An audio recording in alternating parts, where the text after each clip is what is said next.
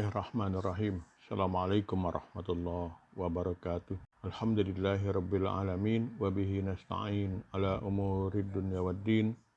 Salatu wassalamu ala asrafil anbiya'i wal mursalin. Muhammad wa ala alihi wa sahbihi ajma'in.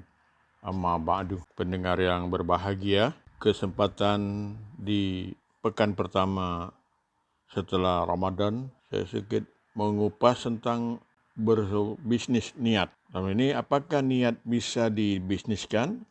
Lalu dengan siapa niat dibisniskan? Niat sebagaimana telah kita ketahui adalah penentu kualitas suatu amal.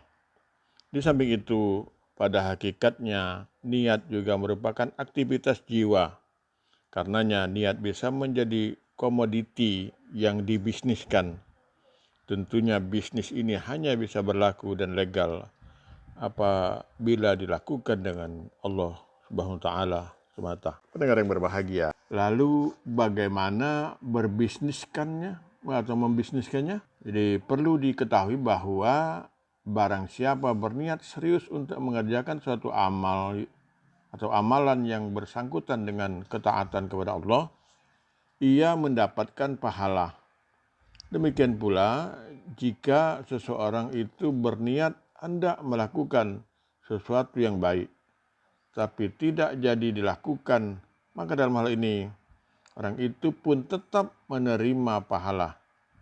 Ini berdasarkan hadis yang berbunyi, niat seorang itu lebih baik daripada amalannya.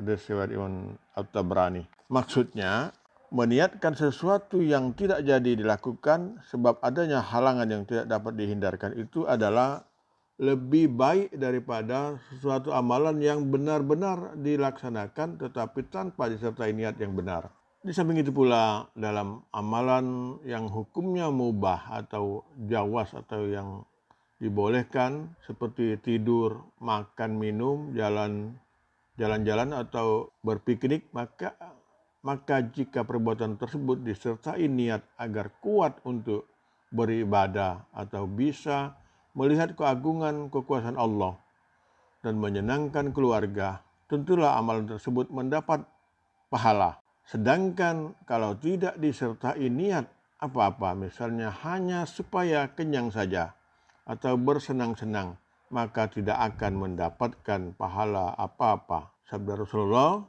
yang artinya sesungguhnya tiada suatu nafkah yang engkau berikan kepada dengan niat untuk mendapatkan keridhaan Allah, melainkan engkau pasti akan diberi pahala sekalipun sesuatu yang engkau berikan untuk makanan istrimu. Hadis riwayat Imam Bukhari dan Muslim. Bahkan suatu pekerjaan yang mudah dapat dilipat-lipatkan niatnya, sehingga pahala yang diperoleh akan sesuai dengan lipatan niat yang lebih ia niatkan. Misalnya ketika kita mau pergi ke masjid, bisa diniatkan untuk i'tikaf, berzikir, ketemu sesama saudara muslim, mendengar ceramah agama, atau menaruh infak di masjid dan lain sebagainya. Begitu pula ketika kita mau makan, bisa kita niatkan agar makan ini dapat membuat kita mampu untuk sholat, mampu bekerja, mampu menolong orang lain, mampu memberi ceramah atau beribadah secara umum. Maka sesuai jumlah amal yang kita niatkan, sejumlah itu pula pahala yang akan kita dapatkan. Jadi pandai-pandailah kita meniatkan suatu amalan, walaupun tidak semua yang telah kita niatkan bisa terlaksana semua karena beberapa hal, maka ia tetap mendapatkan pahala. Begitulah rahasia bisnis niat. Dari Ibnu Abbas, Rasulullah tentang apa yang diuraikan dari Allah, bahwa Allah berkalam, sesungguhnya Allah mencatat kebaikan dan kejelekan.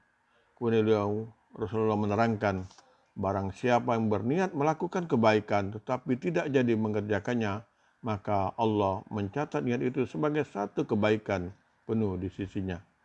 Jika ia meniatkan perbuatan baik dan mengerjakannya, maka Allah mencatat di sisinya sebagai 10 kebaikan sampai 700 kali lipat, hingga kelipatan yang sangat banyak.